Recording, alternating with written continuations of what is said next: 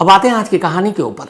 अगर आप ध्यान से सोचें और देखें तो इस दुनिया में जितने भी फ्रॉड होते हैं या फिर लोग लुटते हैं, ठगे जाते हैं, उन सब के पीछे जो एक ही चीज़ होती है वो है लालच। इंसान लालच की वजह से ही मारा जाता है। अगर वो सीधे साधे अपनी ज़िंदगी गुजारे और जितना जो कुछ है उसमें सब्र करे तो वो लुटने पिटने से बच जाएगा। तो ज़्यादातर इंसान लालच की वजह से मारे जाते हैं, उनका नुकसान होता है। और बहुत सारे ऐसे भी होते हैं जो किसी के झांसे में आ जाते हैं या फिर कुछ ऐसी शर्मिंदगी होती है कि वो बता नहीं पाते, वो भी लुट जाते हैं। आज की कहानी एक सबक है। दिल्ली में एक जगह है पीरागढ़ी। इसी पीरागढ़ी में 8 फरवरी की बात है, शाम का वक्त था। पीरागढ़ी के पास एक फ्लाईओवर है और उस फ्लाईओवर के साइड में उस वक्त वहाँ थोड़ा सा सन्नाटा था। उनकी नज़र उस कार पर पड़ी, बहुत देर से नहीं थी।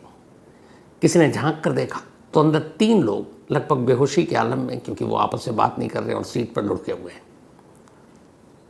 किसी ने पुलिस को फ़ोन कर दिया। पुलिस मौके पर पहुंची। जब पुलिस मौके पर पहुंची तो देखा कि कार के अंदर 3 लोग हैं, एक ड्राइविंग सीट पर और पीछे 2। ड्राइवर के बराबर वाली सीट खाली है। पुलिस ने फौरन कार का दरवाज़ा खोला और तीनों को वहाँ से निकाला। तीनों एकदम बेहोशी के आलम में, और उन्हें फ़ौरन पास के सरकारी अस्पताल ले जाया गया। पहले तो यही लगा कि तीनों बेहोश हैं, और या तो फिर दूसरा यह है कि तीनों ने जान देने की कोशिश की या फिर तीनों का कत्ल हुआ है। अस्पताल जाने के बाद डॉक्टर ने कंफर्म कर दिया कि तीनों जिंदा नहीं है, तीनों की मौत हो चुकी है। अब 3 मौत का मामला था। दिल्ली पुलिस ने फ़ौरन अपनी तफ्तीश शुरू की। सबसे पहले उसी क्राइम सीन और उस कार की जांच की गई। जब कार की जांच की गई तो पुलिस ने पाया कि उस कार के अंदर शराब की कुछ बोतलें, प्लास्टिक के गिलास और कुछ नमकीन वमकीन पड़ा हुआ है। अब ये सारी चीज़ें देखकर और उस कार में जो बैठे हुए लोग थे बेहोशी के आलम में, उनको देखकर पुलिस जो है थोड़ी सी हैरान हुई। उसकी वजह ये थी कि उस कार में बैठे उन 3 में से एक तो बेहद बुजुर्ग थे और 2 अधेड़ उम्र के। तो ऐसा तो हो नहीं सकता जो दिल्ली में अक्सर होता है, कारोबार एक शब्द है यहाँ पर, कार के अंदर बार बनाकर लोग खुलेआम पीते हैं, तो वो भी नहीं और वो जगह भी ऐसी नहीं। तो फिर शराब की बोतलें, खाली गिलास और 3 लोग बेहोशी के आलम में, बाद में पता चला उनकी मौत हो चुकी है। मामला क्या है? पुलिस ने शराब की बोतल, गिलास ये सब उठाकर फॉरेंसिक लैब के लिए भेज दिया। अब तफ्तीश शुरू की, लेकिन कोई और सुराग वहाँ से मिला नहीं। अब केस को अंजाम तक पहुँचाने के लिए सबसे ज़रूरी ये था कि वो जो तीनों कार के अंदर थे, पहले उनकी शिनाख्त हो। इत्तेफाक से उनके पास मोबाइल था। उस मोबाइल और कार के रजिस्ट्रेशन नंबर के ज़रिए पहले एक शख्स की शिनाख्त हुई, फिर उसके ज़रिए बाकी 2 लोगों की शिनाख्त हुई। तो जो पता चला तीनों शख्स के बारे में, उनमें से एक 76 साल के बुजुर्ग थे रणधीर, दूसरी 47 ईयर ओल्ड शिव नरेश और तीसरी एक 45 साल की लक्ष्मी महिला थी। तो ये 3 लोग थे। जब इन तीनों के घर वालों को कांटेक्ट किया गया तो पता चला कि ये तीनों प्रॉपर्टी डीलर हैं और प्रॉपर्टी के इसी काम की वजह से तीनों एक दूसरे को जानते हैं। घर वालों ने यह भी बताया कि आज ये लोग किसी प्रॉपर्टी की डील के लिए घर से निकले थे, लेकिन लौटे नहीं थे। अब पुलिस ने इन तीनों की पूरी कुंडली खंगाली और उस मोबाइल के कॉल डिटेल रिकॉर्ड को खंगालना शुरू किया। जब कॉल डिटेल रिकॉर्ड को खंगालना शुरू किया तो पुलिस ने पाया कि उस दिन बहुत सारे कॉल थे, लेकिन सबसे ज़्यादा कॉल लक्ष्मी के नंबर पर था, वो जो महिला थी, और उनके नंबर पर बहुत सारे कॉल थे। एक कॉल जो सबसे ज़्यादा थे, पुलिस ने उस पर नंबर घुमाया। जब नंबर घुमाया तो उस कॉल का लोकेशन निकला गाज़ियाबाद, दिल्ली के करीब। फिर उस फ़ोन के बारे में पता किया तो एक शख्स का नाम आया सामने कि फ़ोन उसका है। अब पुलिस ने कहा कोई ना कोई लिंक तो हो सकता है, ये भी हो सकता है कि प्रॉपर्टी डीलर का काम करता हो तो उस वजह से भी गया, लेकिन इन तीनों की मौत का कनेक्शन उससे जुड़ेगा कि नहीं पता नहीं। इस दौरान में पुलिस की एक टीम अब लग गई आसपास के सीसीटीवी फुटेज को खंगालने में। जो टीम जांच कर रही थी उसे एक चीज़ बड़ी अजीब लग रही थी कि इस कार में 3 लोग थे और ड्राइवर की बराबर वाली सीट खाली थी। अमूमन ऐसा होता कि एक शख्स ड्राइवर के बराबर की सीट पर बैठ जाता और एक पीछे। तो यहाँ 2 पुरुष और एक महिला थी, तो तय ये था कि शायद लक्ष्मी जो महिला थी वो पीछे बैठे और बाकी 2 आगे, लेकिन ड्राइवर की सीट खाली थी। तो क्या इस कार में कोई चौथा भी था जो उतर गया? यहाँ से पुलिस ने अपनी जब तफ्तीश शुरू की तो सबसे पहले आसपास के सीसीटीवी फुटेज को खंगालना शुरू किया। जिस पीरागढ़ी फ्लाईओवर पर यह कार मिली थी उससे पीछे की तरफ, क्योंकि गाड़ी पीछे से ही आई है, तो रास्ते में जितने भी सीसीटीवी कैमरे थे उनको खंगालना शुरू किया। थोड़ा वक्त लगा, लेकिन एक जगह कामयाबी मिली। पुलिस ने चेक किया कि एक जगह पर जब एक रेड लाइट से गाड़ी गुजरी तब उसमें 4 लोग बैठे हुए थे और टाइमिंग मैच कर रहा है, संडे 8 फरवरी शाम का वक्त। लेकिन फिर उसके आगे का कोई सीसीटीवी मिला नहीं जिससे ये पता चले कि वो चौथा शख्स कहाँ उतरा। पुलिस ने जूम वूम करके देखा तो वो चौथा शख्स भी जो था एक बुजुर्ग था। अब ये कंफर्म हो गया कि 4 लोग थे, 3 गाड़ी में थे, तीनों की मौत हो गई, चौथा पहले ही उतर गया। तो इसका मतलब है कि इस केस से उस चौथे का कुछ कनेक्शन है। अब पुलिस ने उस चौथे के बारे में जानकारी हासिल करनी शुरू की। इधर जब फ़ोन को खंगाला और जब ये पता चला कि उस दिन एक फ़ोन लगातार उससे कई नंबर पर बात हुई, सुबह भी, दोपहर भी और शाम को भी, तो वो नंबर गाज़ियाबाद का निकला। और फिर उस नंबर पर पुलिस ने फ़ोन किया, फ़ोन उठा नहीं, लेकिन वो नंबर किसके नाम पर था पुलिस ने ये पता करना शुरू किया। और एड्रेस उसमें था गाज़ियाबाद के लोनी के इलाके का। पुलिस की टीम अब वहाँ पहुँचती है और वहाँ जाकर उस कमरुद्दीन को पकड़ती है। इसके बाद अपने साथ लेकर आती है। जब साथ लेकर आती है और फिर उससे पूछताछ होती है तो फिर लालच, काला जादू, तंत्र मंत्र, इसकी एक अजीब कहानी सामने आती है। कहानी ये थी कि कमरुद्दीन यूपी का रहने वाला और ख़ुद को एक तांत्रिक कहा करता। उसका दावा था कि वो दुनिया के हर मर्ज का इलाज अपने जादू टोने से कर सकता है। और शुरुआत में उसका यही धंधा चलता रहा। लोग उसके पास आते, जो विश्वासी तमाम लोग ऐसे भरे पड़े हैं, और बीमारियों का इलाज कराने के लिए वो जादू टोना तंत्र मंत्र करता। कुछ ठीक हो जाते, कुछ नहीं होते तो उनको फिर कहता कि अस्पताल ले जाओ। और यही उसका धंधा चलता रहा। फिर उसे बाद में एहसास हुआ कि अगर वो हर मर्ज का इलाज करने का दावा करे और बहुत सारे मर्ज तो ठीक होते नहीं हैं, तो बहुत सारे लोग फिर उसके पास आते नहीं, तो ये धंधा बहुत लंबे वक्त तक नहीं चलेगा। तो उसने सोचा कि अब कुछ लालच की नई दुकान खोली जाए। फिर उसने एक नया तरीका अपनाया। उसने कहा कि मेरे पास ऐसी शक्ति है, मेरे पास ऐसा जादू है जिससे मैं धन वर्षा कर सकता हूँ। धन वर्षा मतलब दौलत की बारिश। अब दौलत की बारिश आसमान से तो होगी नहीं, तो उसने उसका नया तरीका बताया।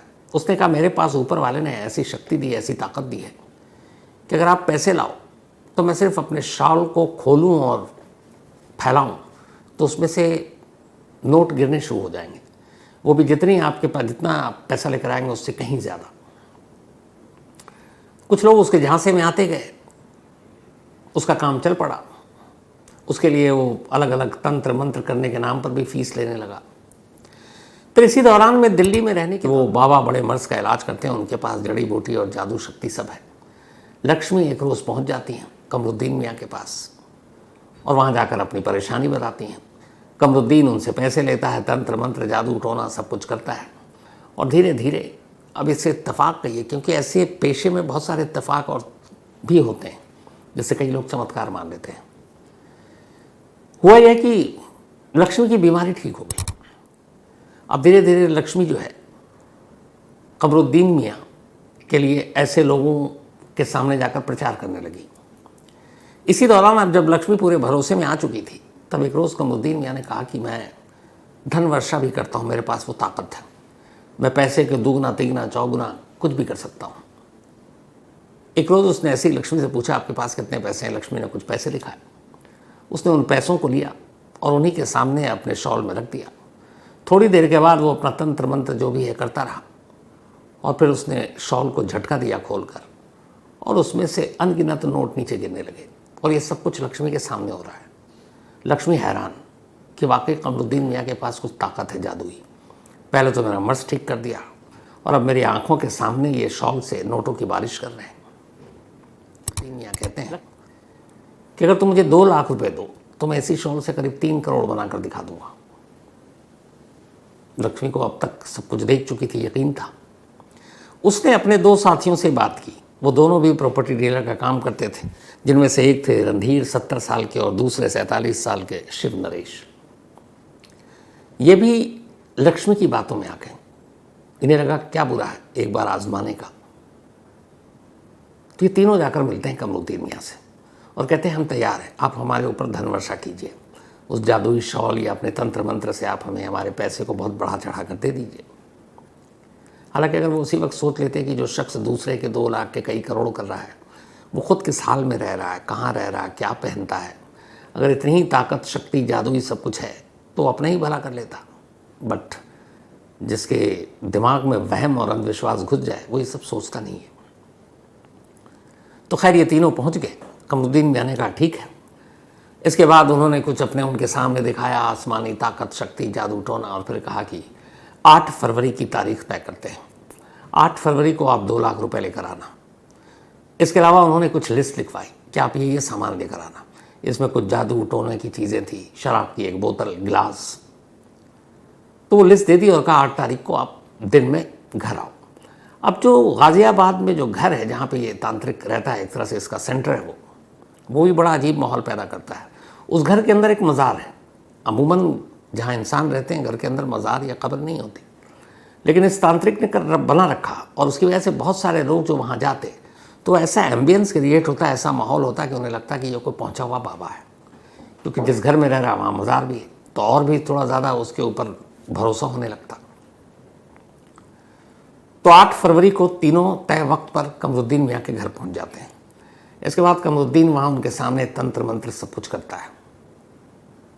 फिर अचानक वो कहता है मैं भी आता हूँ। वो बाहर निकल जाता है। एक सीसीटीवी कैमरा आपको उसकी तस्वीर दिखा रहा हूँ। इस तस्वीर में जो शख्स जा रहा है ये वही कमरुद्दीन मियाँ है। इसके हाथ में एक थैली है, इस थैली में लड्डू है। ये बाजार से लड्डू लाता है, अपने घर जाता है और इस लड्डू में जहर मिला देता है। अब उधर तंत्र मंत्र और बाकी चीज़ों का काम हो गया। पैसे जो है वो उन तीनों के पास हैं, 2 लाख रुपए, उस पर धनवर्षा करनी है। अब उसे ये भी है कि इन तीनों को अगर घर में जहर वाला लड्डू खिलाते हैं और तीनों मर जाते हैं, तीनों लाशें घर से मिलती है, तो फिर तो वो फ़ौरन पकड़ा जाएगा। तो उसका प्लान अलग था कि इन्हें कहीं बाहर ले जाकर इस तरीके से मारेंगे और वो 2 लाख रुपए ले लेंगे। उन तीनों ने बताया कि ठीक है, पैसे गाड़ी में है 2 लाख और आप अपना काम शुरू कीजिए। तंत्र मंत्र का ही उसने एक और बताया कि उसी का एक पार्ट है कि शराब भी पीनी है। ग्लास व्लास पहले ही सब आ चुका था जो उसने लिस्ट दिया था बनाकर। इसके बाद वो सब गाड़ी में बैठते हैं, गाड़ी में शराब पीते हैं और शराब पीने के दौरान में ये गाड़ी अब गाज़ियाबाद से दिल्ली की तरफ बढ़ रही है। संडे का दिन है, 8 फरवरी की तारीख है। अब आउटर दिल्ली में ये गाड़ी पहुंचती है, उससे पहले बीच रास्ते में कमरुद्दीन मियाँ लड्डू निकालते हैं और सभी को प्रसाद के तौर पर देते हैं कि ये प्रसाद है और इससे धनवर्षा वाले हमारे जो काम है वो जल्दी पूरा हो जाएगा। तीनों खुशी खुशी लड्डू खा लेते हैं। लेकिन लड्डू खाने के बाद कमरुद्दीन का प्लान कुछ और था, पर वो प्लान चौपट इसलिए हो जाता है कि उस लड्डू में शायद उसने ज़्यादा जहर मिला दिया। पीरागढ़ी से बहुत पहले तीनों की तबीयत बिगड़ने लगती है। जैसी उनकी हालत बिगड़ते हुए वो देखता है, कमरुद्दीन को लगता है कि वो पकड़ा जाएगा। इसलिए एक जगह पर वो गाड़ी रुकवाता है और कहता है आप आगे बढ़ो उस तय जगह पर, वहाँ मैं आता हूँ, कुछ और मुझे तंत्र मंत्र करना है। तीनों कहते हैं ठीक है। अब वो गाड़ी से उतर गया। अब ये गाड़ी चला रहे हैं, लेकिन पीरागढ़ी कुछ आगे तक ही पहुंचकर ड्राइवर समेत तीनों की हालत ऐसे बिगड़ी कि इन्होंने गाड़ी साइड में लगा दी और फिर धीरे धीरे तीनों बेहोश हो गए और उसी बेहोशी के आलम में तीनों की मौत हो गई। चूँकि तीनों की तबीयत बिगड़ रही थी और वो पैसे गाड़ी में कहाँ, ये कमरुद्दीन को पता नहीं और गाड़ी सड़क पर है। उसे लगा कि इस वक्त इस हालत में अगर वो पैसे निकालता है तो फिर पकड़ा जा सकता है और उन तीनों की हालत देखकर कोई भी राहगीर नोटिस कर सकता है तो भी पकड़ा जा सकता है। इसलिए वो डर के मारे उसने वो 2 लाख रुपए नहीं लिए और वहाँ से भाग गया। फिर पीरागढ़ी के पास तीनों की हालत बिगड़ी और तीनों की मौत हो गई। अब पुलिस ने जब कमरुद्दीन मियाँ की कुंडली खंगाली तो पता चला कि ये यूपी के फिरोजपुर का रहने वाला है और शुरू से ही तंत्र मंत्र के धंधे में था। सबसे पहले इसने अपने ही शहर के एक शख्स को फांसा और उससे कहा कि पहले मैं मर्ज सारे ठीक कर दूंगा, भरोसा जीता, और फिर कहा मैं धनवर्षा कर सकता हूँ। और उसने उससे पैसे लिए और पैसे लेने के एवज में तंत्र मंत्र करने के उसने वही जहरीला लड्डू उसे खिलाया और उसकी मौत हो गई। वो वहाँ से भाग गया पैसे वैसे लेकर। इसके बाद ये राजस्थान पहुंच जाता है। राजस्थान में फिर ये अपनी एक दुकान खोलता है काला जादू का। फिर वहाँ पे भी धीरे धीरे कुछ लोगों के भरोसे को जीतता है। तभी दो दोस्त, सगे दोस्त, ठीक ठाक पैसे थे, वो इनके झांसे में आ गए। उसने कहा तुम्हारे पैसे मैं कई गुना कर दूंगा, धन वर्षा के ज़रिए, अपनी जादुई शॉल के ज़रिए। दोनों दोस्त को बुलाता है, उनके सामने भी तंत्र मंत्र करता है। फिर प्रसाद के नाम पर वही जहर मिला हुआ लड्डू उन्हें देता है। दोनों दोस्त मौके पर दम तोड़ देते हैं और ये भाग जाता है। बाद में इन दोनों केस की पुलिस तफ्तीश करती है और हैरान करने वाली बात ये कि इन दोनों ही मामलों में वो पकड़ा जाता है। अब उसके ऊपर 3-3 मर्डर के केस, एक फिरोजपुर में, दूसरा राजस्थान का। सोचिए 3 मर्डर कर चुका है, गिरफ्तार हो चुका है। लेकिन कमाल ये कि इन 3 मर्डर के बावजूद और 2 अलग अलग केस के बावजूद, एक यूपी का एक राजस्थान का, वो दोनों में ज़मानत पा जाता है और ज़मानत पर फिर बाहर आता है और अब एक नए शहर में एक नई दुकान खोलता है और इस बार गाज़ियाबाद में खोलता है। मतलब 3 कत्ल करने वाला शख्स ऑलरेडी 2-2 ज़मानत ले चुका है और फिर आता है और इसके बाद 3 कत्ल और करता है। तो एक तांत्रिक 6 कत्ल कर चुका। अब पुलिस ये पता कर रही है कि ये 3 इंसिडेंट के बारे में तो उसे पता है, क्या इसके अलावा उसने और भी कत्ल किए? क्योंकि हो सकता है कि लंबे वक्त से वो इस काले जादू और तंत्र मंत्र के धंधे में है, और क्या उसके और भी साथी हैं? तो दिल्ली पुलिस पूरे डिटेल में इस केस की तफ्तीश कर रही है और पता लगाने की कोशिश कर रही है कि सीरियल किलर के हाथों मारे जाने वाले लोगों की गिनती सिर्फ 6 है या इससे ज़्यादा है। तफ्तीश में जो भी चीज़ें होंगी सामने आएंगी।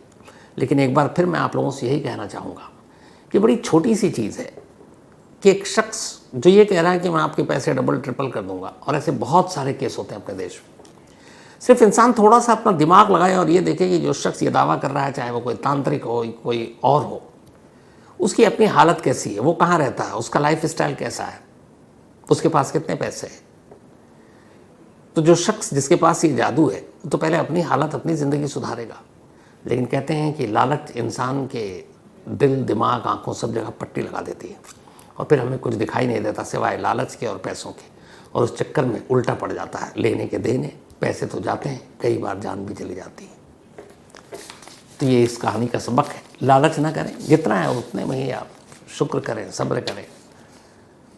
फिर क्या है, फिर आप कभी ऐसे किसी तांत्रिक, बाबा, ओझा, इनके चक्करों में नहीं पड़ेंगे। अब कमरुद्दीन मियाँ के कितने शिकार हैं, ये तो आने वाला वक्त बताएगा। तो इसके साथ ही फिलहाल कहानी में इतने ही, लेकिन कहानी ख़त्म करूँ उससे पहले वही अपना सिलसिला